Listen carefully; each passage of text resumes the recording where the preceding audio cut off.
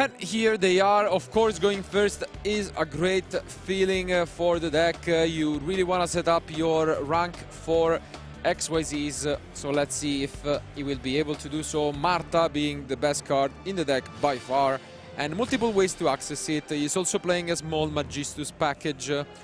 And okay, Prosperity is a great way to start things off here. Let's see if he will actually go for 6. Yeah, he does. Yeah, and I think one of the key point of the deck is the consistency, basically, on which he relies a lot. Absolutely, and here we see some cards being shown. His opponent already obviously understanding what he's up against. João definitely looking for other options, but depending what he has in his hand, he can still access the rank 4 play. And I think here, once again, what might be also very relevant is if Ruben knows well how to play against Exosister, which might not be, you know... yeah.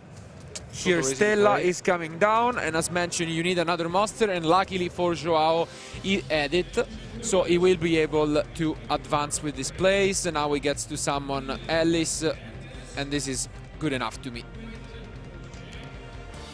Yeah, this is already enough. Usually one you really want to go for is the Exosister Michaelis, and then of course the best XYZ monster is the Exosister Magnifica if you really tries and capitalize on it. But here we see the Exosister Caspitel. Yeah, instead he goes for Caspitel. Great option, of course, once again. And now he goes finally to get this Marta out, the key card of the deck as mentioned. It does so much alone as it gets you Alice from the deck, and then you advance your plays even further.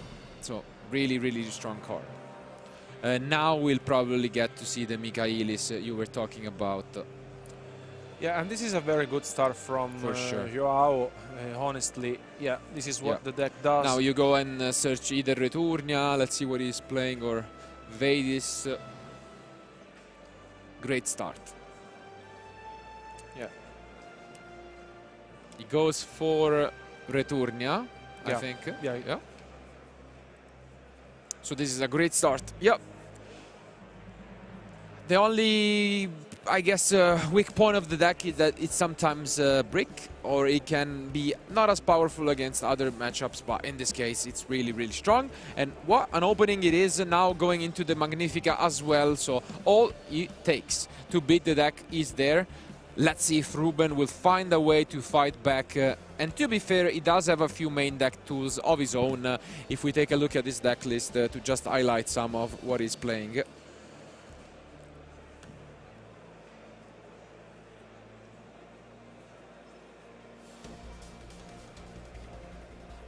Probably talent would be one of the best way to do it, because you then try to take it and make a Zeus with it, but I think that's the one. Yeah, if you don't have it, the rest of this deck is really straightforward. I see a Perlerino, I think, in hand. Okay, so we do see the start, and it will be activated. So Magnamoth being able to search then another Bestios.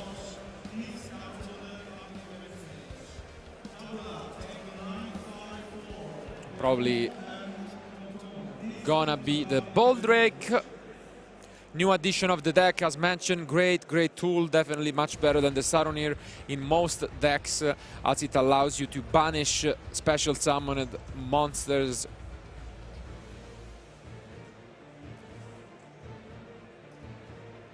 Let's see how now Ruben faces this Magnifica from João. He also knows he has a Returnia, most likely being set. Yeah, here goes with the Perlerino. As expected. Yeah,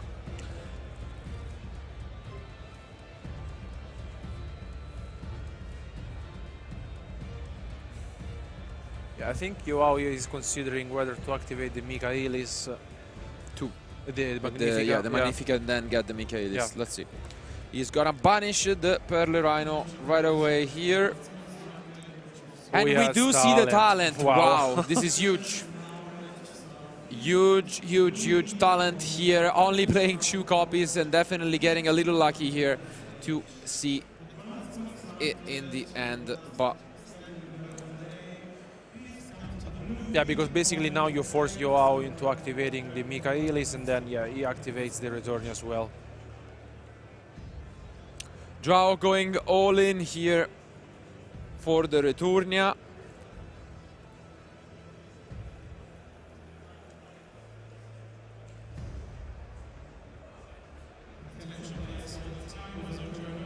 Yeah.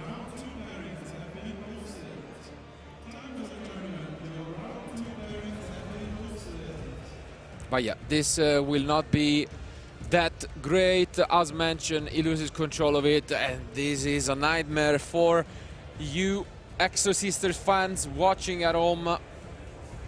I think this was basically the best Ruben might have asked for, because he had a Beastil and now he also has access to Beldrake.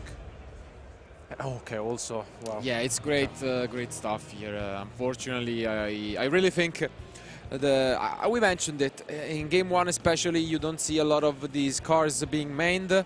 It was only 2 copies of the talent for Ruben, and he picked it up.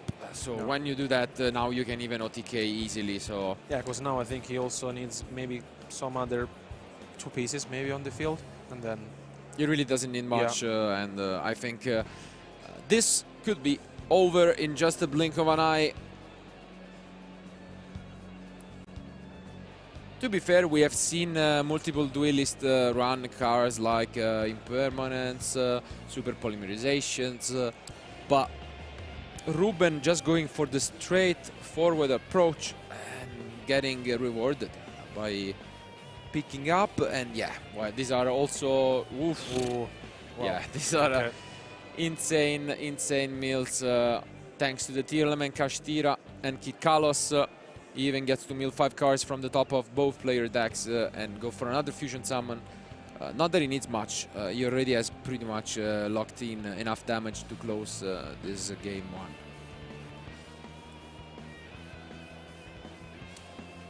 Yeah, because basically now he milled a lot of cards, and he just doesn't need that much to seal this game.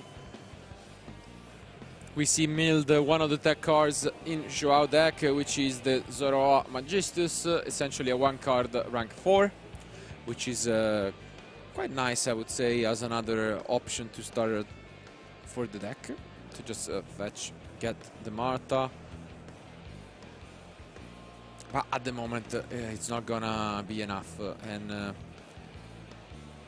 to be fair, these duelists are both undefeated at the moment, 4-0, which is already a great accomplishment, the start of the day. As we mentioned already, the goal is to have 2 losses and 1 draw. That should be enough to guarantee a spot in the top 64 tomorrow. So for now, looking great.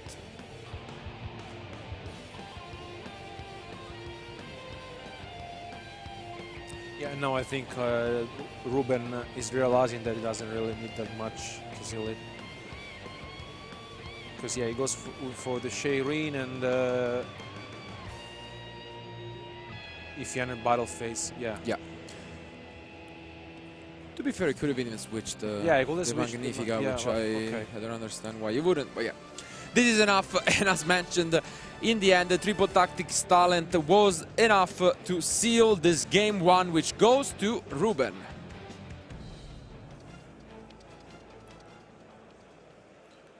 What a start already. As we mentioned, João did win the die roll, and it seems as if his opening was solid with the Magnifica plus the Returnia face down, but in the end he fell off short to Triple Tactics talent. Yep. We have mentioned how good of a card that has been in the past few months, and now it even has a brother in the forms of Triple Tactics Trust, which is another card that has been really popular this weekend, although just released in Photon Hypernova. But now let's take a quick look at the side decks. João definitely gonna go first again, and to be fair, usually he doesn't need to side that much, but tell us something about it. He has a couple of interesting choices. He plays the Appointer of the Red Lotus, which will go in, and alongside also the Solemn Judgments. So going first these are very solid. Also has a couple of interesting options if going second. We'll talk about that if yeah, we if will it be comes seeing, up. game 3. To be fair, it's interesting to see a pointer. You usually Yeah. see that in more aggressive decks, but it's working out for him, I guess, so might as well. And on the other end, of course, it is Ruben who will adapt. What can he actually bring in for this matchup? Yeah, there's a triple tactic thrust. I think might help him, getting the talent. So that is a good one. Also, the Arpis Feather Duster just to clean and force your opponent to activate the trap cards as well. I mean, rather than that, Twin Twister, I mean, it's... There are a few. I it's mean, okay. I think Book of Eclipse, it's again a card that could be really useful. Just because even if Magnifica swaps out, it still resolves on whatever is brought out. And there are also weekends from the deck where they just summon a monster, which is good enough against Tearlaments, because as mentioned, they most of the time are forced to activate a grave effect. But with Book of Eclipse, I feel like it's a solid choice, which is obviously there mostly for Kashtira. It's one of the most popular cards in the side deck for Kashtira, but I think it sees its application here. Regardless, our duelists are ready, so let's go to the table for game 2.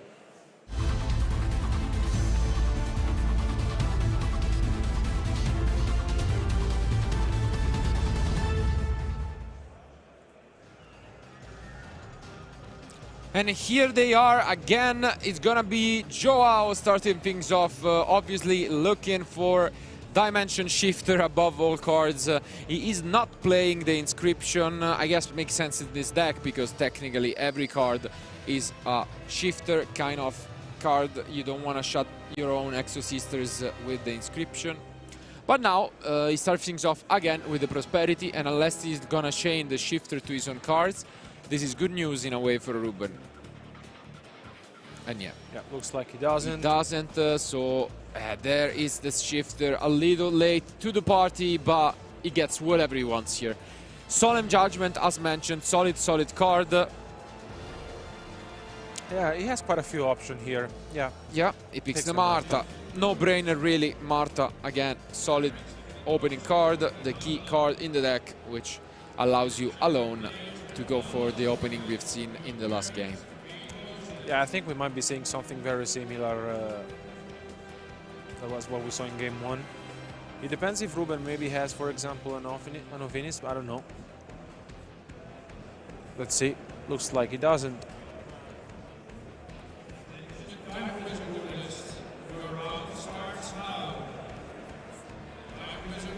Yeah, I think he can go for the lineup he had also in game 1, just taking either the Returnia.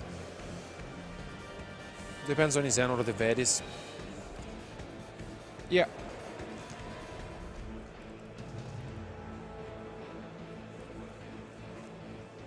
Just gonna show his opponent a quick translation. Want to make sure you know all of these effects. And although Exosister has been played a bit, it's not the most popular option, I would say.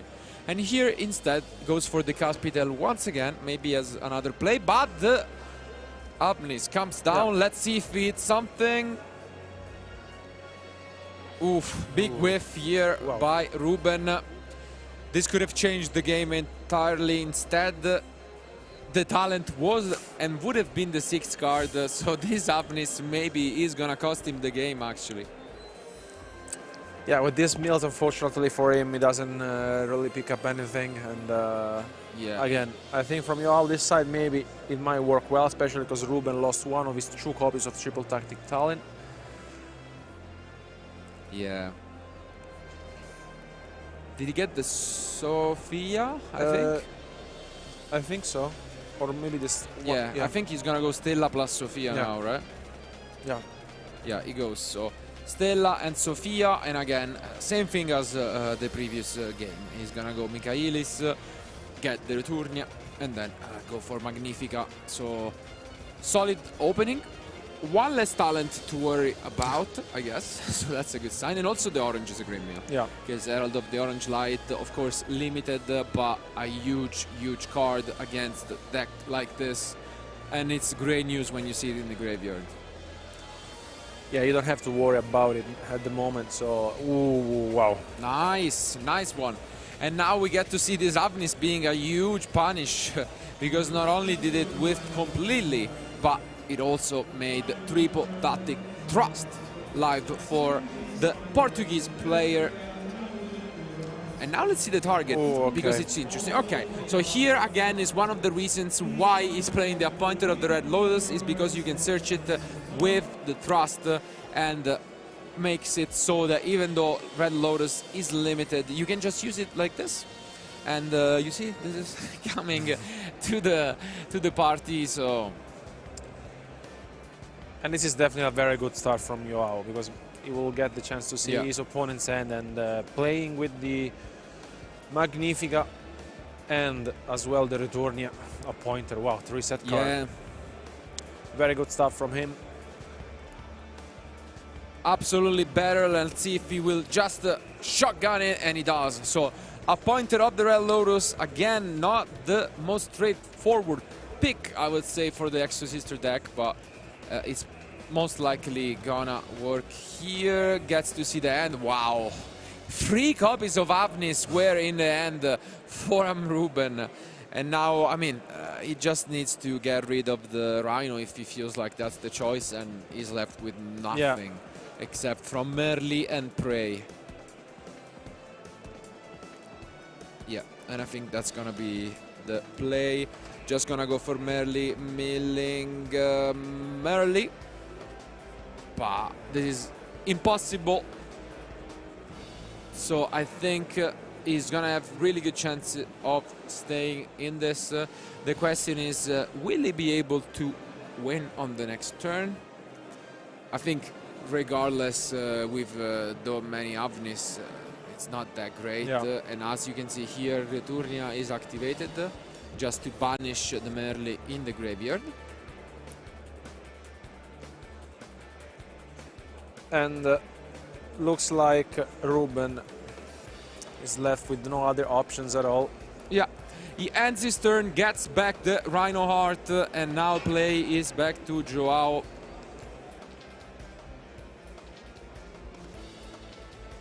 Okay, also at the Vadis. Okay, very good one. Now it makes more sense. Yeah. Because he goes for the Vadis again, and this is huge.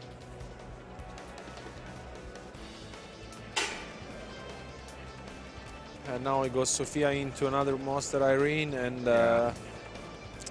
this is huge. Yeah. I was worried about it having just the one Returnia face down, but now that he also shows the Vadis, this is a huge, huge opening. Because now I think he could also might be considering pushing. I don't think he can seal the game now. But given the situation, I think that it is very scary for Ruben, because he has Avnis in hand, but that might be very hard. And he goes for an XYZ again. Another Michaelis, it seems. And yeah, this is what it should have been again in game 1. But the Avnis is what cost it in the game. Oh, no, exactly, because now once again he's going for the Avnis. Gonna use an Ash Blossom just to shut him down. But this will be an interesting pick, because Kelbeck has been used.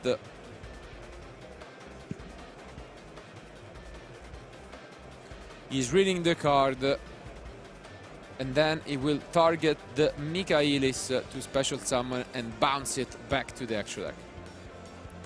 So staying in this and playing it pretty well from Ruben, which is why I'm worried about the Red Lotus. I really don't like it, if I have to be honest. I don't like it in a deck like this. Why? Because I feel like, first of all, as mentioned, you have to draw the trust, and it means it has to be better than any other spell or trap. And I think there are much better ones. So, I don't know. Even after siding, of course, you all know that my one of my favorite cards is Sanctum, an artifact site, and unfortunately with the next Forbidden Limited list, artifact site is saying goodbye. Yeah. So I really would like to see it in action one last time, at least for a while. But yeah, as you can see here, he gets an impermanence with the Thrust. And this is a little underwhelming, if I have to be honest. Still good enough, most likely, to win this game. But if it would have been any other card, I think this would not be even close. But yeah, now we get to see the Rhino art plus the Scream. Well, the Scream being drawn by Ruben is not bad, honestly. Here, would you go for the impermanence? Yeah, why not? Yeah.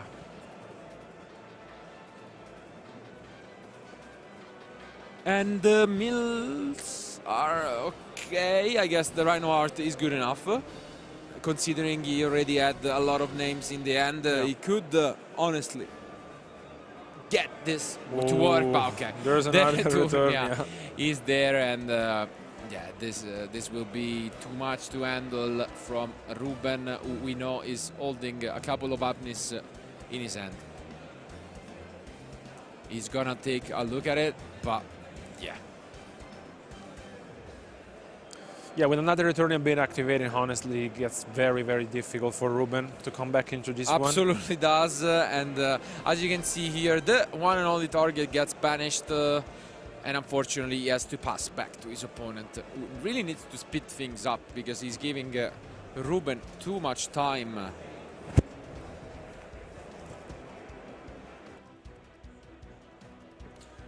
And yeah, he just apparently swings over, and that's it. Not much from João, who will activate in main phase 2.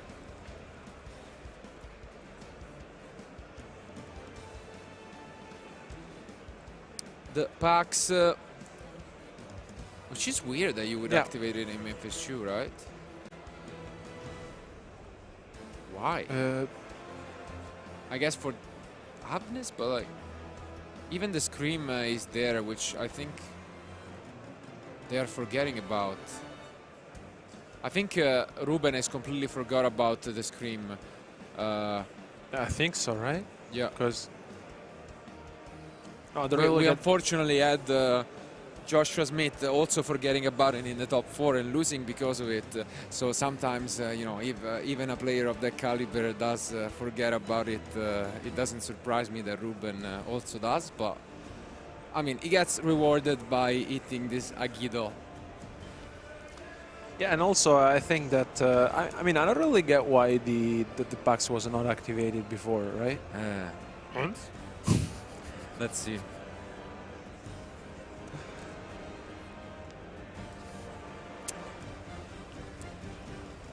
Still, now he goes with the Magnifica effect. Michaelis comes on top, and they get to mill 5 cards.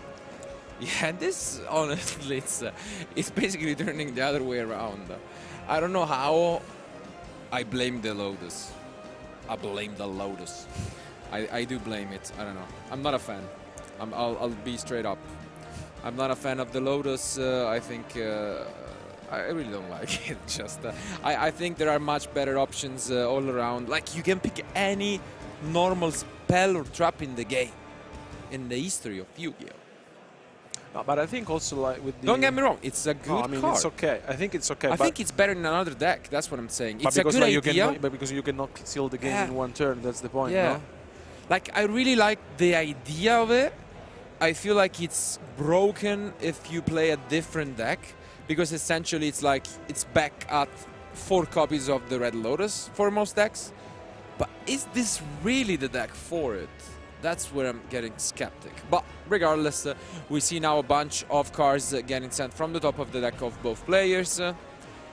Twin Twister among them. I have to say Ruben is one of the few duelists with Twin Twister in the deck at the moment. Yeah, because we saw that many of our players this weekend just wanted to rely on having cards for the mirror match, for example, or against Kashtira. So they don't really have cards such as Twin Twister or Lightning Storm, which in some cases might be very helpful. Still, I think talking about the decision of João about playing the pointer, it will also have been considering playing Dimensional Barrier, which I think is a good card in this deck. For sure. Barrier is really, really strong. It has applications against other decks in the format as well, such as the Kashtira. As though it's not amazing, you can use it against a lot of different decks this format. And now, again, it's back to square one. Yeah, because basically João has been effectively preventing Ruben from... Back to square one it is when we go back to this Magnifica. And yeah, here, as mentioned, we go to the exact same situation we were, and it's looking actually not that horrible for Ruben, I gotta say. Because there have been several times in which we thought that João had killed this game, because, with double Returnia being activated and preventing Ruben, from fusion summoning. And now, with this Scream being drawn by Ruben, maybe... Let's see if he can come back into this one. It's a very close one, actually.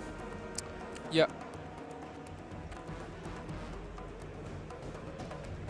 He's gonna go and use it to banish the Scream and then switch out the Michaelis for the Magnifica.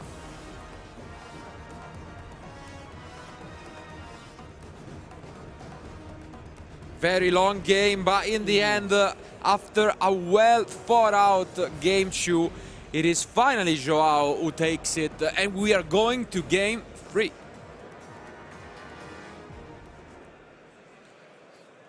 What a grind, what a match it has been. Game 2, we see a similar opening by João, but this time the talent is not in the end. It was the 6th card, but it gets milled by Avnis, which whiffs completely. To be fair, quite an unfortunate end by Ruben, opening 3 Avnis and missing out on the mills. It pretty much turned his end to an unplayable stuff. Still well played, I gotta say. Yeah. Kudos to him for staying in it. He tried his best, and to be fair, at some point it looked as if he could come back into the game. Yeah, especially because we saw that João interrupted him a couple of times with the Returnia, but then after a while we thought that he might have been, still in the game and, try his best. Yeah. Still, I think it was a very close one. Absolutely, but it's always scary when you give your opponent time.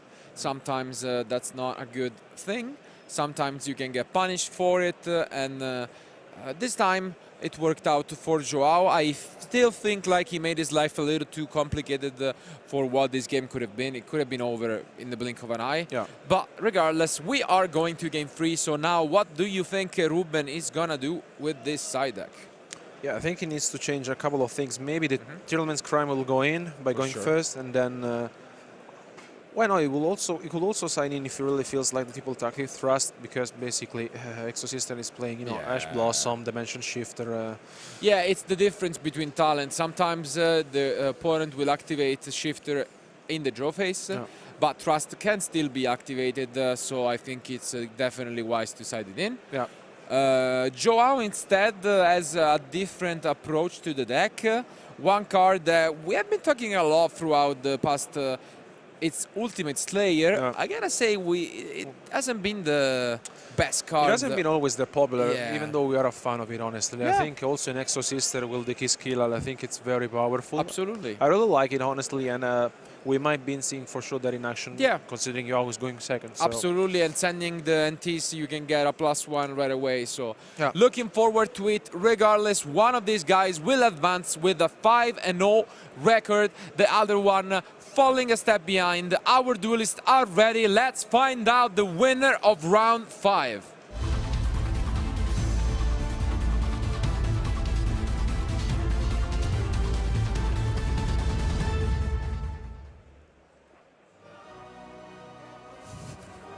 And here they are. So Ruben most likely going first.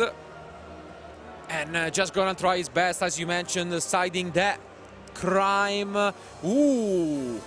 But I see the scatter shot. Interesting. Scatter shot when there are 17 minutes left.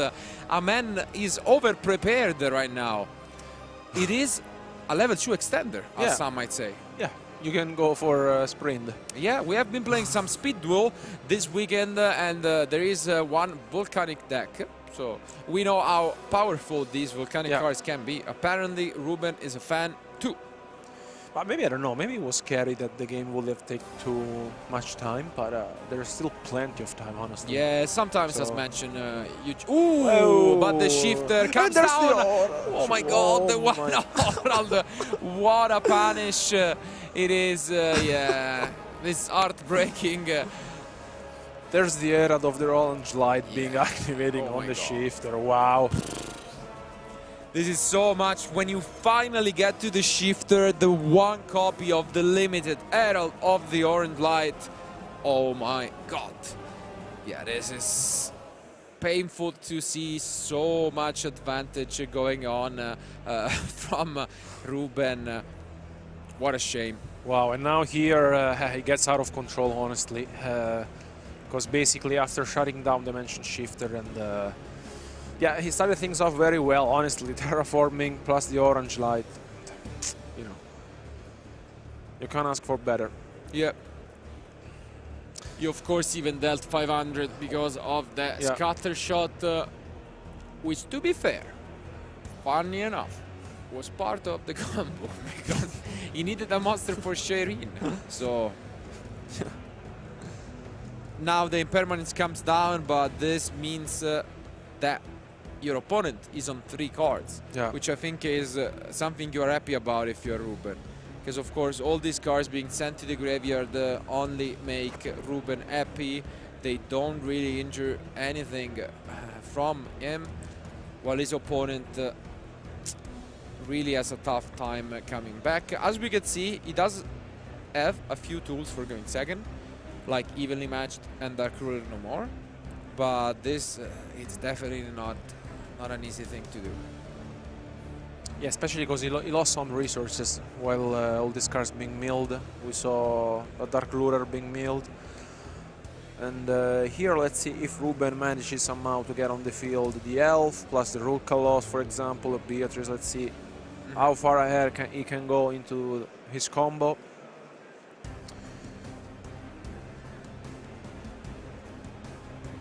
Yeah, this is great. I mean, impermanence of Kid Kalos can be really strong, but usually it is when that's the only play you have. Yeah. So if you can shut down the entirety of the combo, sure, but when they have already milled so much, it gets significantly worse. Yeah, this is exactly what we are witnessing right here. Now we get to see again Tearlaments Kashtira, great card, great addition to the deck for multiple reasons.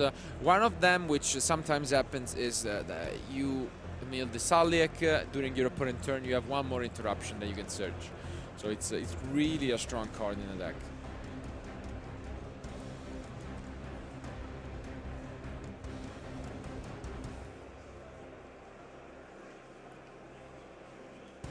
The shifter is pretty much thrown by his opponents, and what a interesting play here by recognizing that the shifter is a level 6. I don't think we have seen that much often yet, but great recognition by Ruben. Yeah, I really like it, honestly. Yeah, well played by him. Really his move with his deck. Picking up a card for the Ruda, and then committing to a fusion summon. Might go for the Kaleido. Yeah, I think so. Yeah, Kaleido Heart coming down.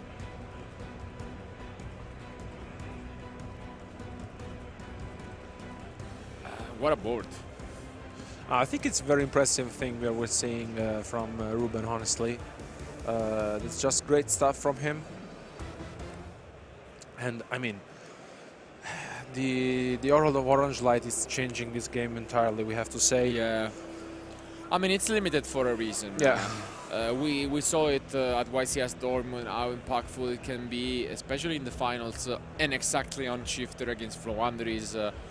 In the old Italian final between Vincenzo and Mario, and here you gotta feel a little bad for João when he gets met by the one copy of the Herald, and not only just the one copy of the Herald, the 6 good cards you play alongside it, and he's also playing just 2 Agido, so there were 5 cards.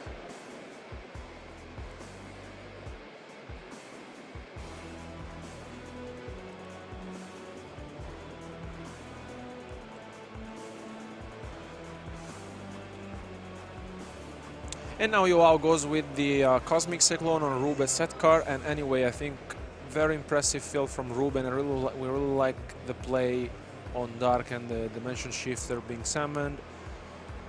And okay, the Cosmic Cyclone resolves. Let's see if João can somehow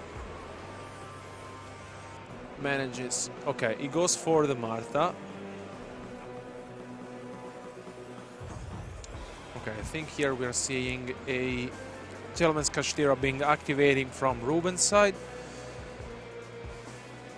Yep, gonna try his best, can't blame him. You have an engine which can potentially fight back this, because as you know, every card does something, and Wow. we get 3 names, but this is not obvious, because if you do use them, then your opponent gets to activate the additional effects of the Exosisters. But regardless, Yeah, I mean, what are these mills? And yeah, it seems like he will shuffle it back with the Collide Ward. And so now the pressure is on João. yeah, definitely. Okay, he has the Stella. He does have a Stella. 1, 2, 3.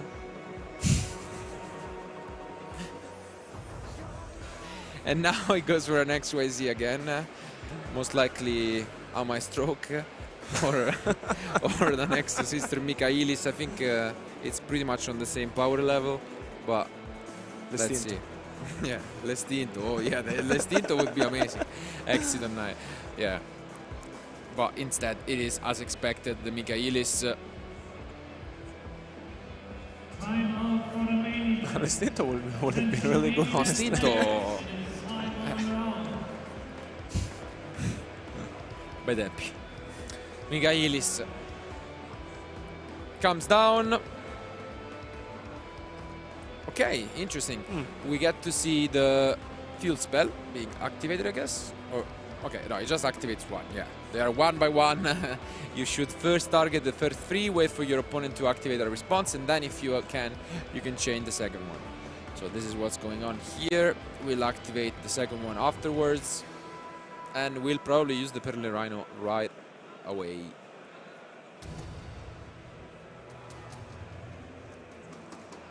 Fantastic card, of course.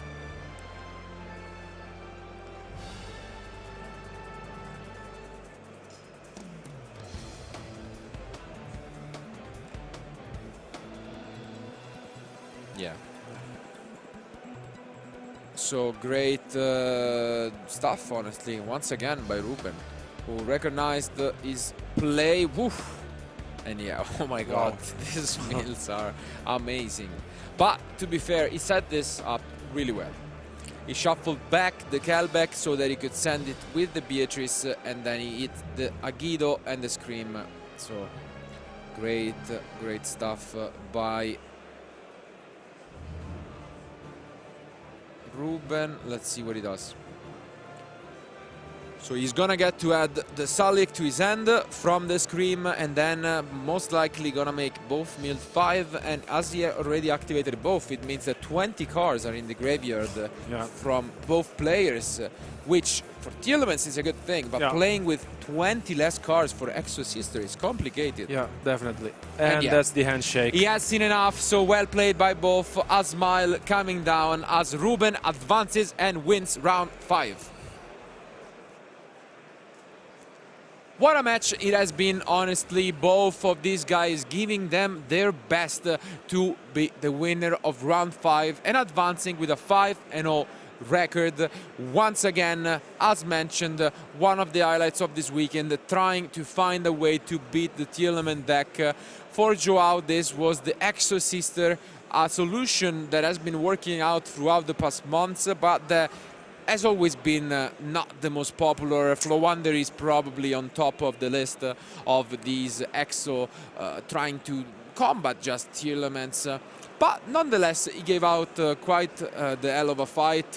I gotta say, luck was not on either of these players, because in game one, the 2 copies of talent were the only way that he could have lost the game, and unfortunately for him, Ruben picked one of those up. Then game 2 is the opposite. It is Ruben who gets unlucky with a full monster and free Avnis, whips completely on the first, and this is pretty much game over. Although it took a while to get there. Yeah, it took a while because we thought that Ruben actually could have done it, but in the end it was on your outside, and we have to say in game 3, honestly, Ruben played very well. Yeah. Ruben played it well. He had a strong end, to be fair, to pair it with, and the highlight has to be the Herald on the shift. Yeah, the Herald on the shifter, honestly, was... too much. Yeah. Too much. Honestly, when we saw the shifter, we thought, okay, this is close. This might be actually João's, because we were skeptic as soon as we saw the... even with more than 10 minutes remaining, I think it was 15 or something like this, Ruben sided scatter shot in the deck, and he opened with it, which could have been awful. But Herald plus Kelbeck on a shifter.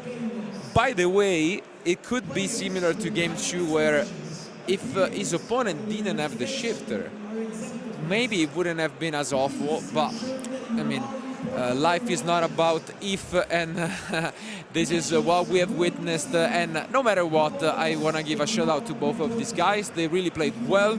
It's not a joke to be 4-0, and now for Ruben, it's definitely even less of a joke to be undefeated walking into round 6. Just as a reminder, though, we have 4 rounds remaining to close day 1. The next one, it won't be on us, it won't be on our lovely German co-hosts, and we'll see you guys later on in round 7. But before we do, we have our winner ready with head for the winner interview. So thank you guys, and let's hear it from them. Thank you, Marcello. I'm here with Ruben, who's just won round 5. Congratulations. You were just telling me before we came on camera that you're exhausted by this point. How are you feeling? Really tired. I've been awake since yesterday, right before the venue opened. So it's been a long day and a half. Why haven't you slept? Gotta play Yu-Gi-Oh! That's a great answer. That's a perfect answer. So congratulations. You've obviously just won that round against the Exosister deck. Are you confident going up against Exosister with Tear? I've played it a couple times before. It's weird since the Exosister deck kind of left the format for a little bit. I had to reread some of his cards just to make sure I didn't play into any of their additional effects. Waiting to use Hofness when he XYZ summons instead of when he has the Exosister main deck monster, I think is really important. Game 2, I drew all 3 of them, so I was just really behind the whole game. But besides that, I think I played pretty well into his board. I'd say so. So let's go through some of the plays per game. So game 1, you know, João set up a really good Exosister board, but the triple tactics talent made it easier for you to turn it back into your favor, and then Garura from you took it in that. So at that point, are you feeling confident? Are you sort of getting into the spin of things at that point? I'm happy I won going second versus a deck that can shifter you and kind of is supposed to be an anti-meta deck. So it's really important to steal a win when you lose the die roll in that matchup. Absolutely. And then game 2, it felt like it wasn't totally in your favor. Some of the mills, you only saw like one of the named cards, and then he would negate that immediately on a couple of them. So you couldn't quite get the steam going in that. So during moments like that, how are you remaining composed? Like, what do you do to like stay calm? Well, the game's not over. I still had life points. He didn't have that many cards. It was just his XYZ monster, and he's playing around the Hofnesses in my hand. So we're in a very simplified game state. It's just whoever draws better off the top at that point, and he was able to get me in that game. But then game 3, you actually had a lot of amazing moments. There was the dimension shifter that you negated with the one-off, with Herald of Orange Light, right from the get-go. The reason is there. Shout out to Kamal for telling me to put that in my deck at 41 cards. Yeah, I didn't want to play 41 cards, but I'm playing 41, and that card has come up 3 times today, and has won me the game every time. Wow, the one-off has come up 3 times, and once on the feature match to basically put you right into the speed of things. Because then there were a lot of moments you were trying to have to be careful, because the Exosister things, there's a lot of summoning the Xyz the second that the opponent moves something from the grave, which obviously Tears are doing a lot. And then by the end, just João had no more resources. The Magnifica wasn't going to cut it, and so he just sort of decided that you definitely won that game, and then you won the whole match. So what was going through your mind in round 3 there? So game 3, I kind of put myself in a position where he shifted me and imper me, so he's playing with 4 cards. Getting access to the counter trap makes him play with 3 cards, and the way I had set up my hand, I'm able to mill my my tier element cards on his turn and able to fusion summon 3 more times. And when you summon 6 times before you get a second turn back, you should be pretty far ahead of your opponent to the point they scoop. Absolutely, and you've taken the win on that feature match, so congratulations. So I hope the rest of it goes well for you. Are there any decks that you're a bit anxious about going up against with your current deck? Christopher LeBlanc's build, that's 2 cards off. Well, fair enough. Well, hopefully that doesn't happen, but we'll see. Congratulations again. Don't go anywhere, guys, because we've got more content coming for you as we wait for round 6 to come very soon. We'll see you very shortly.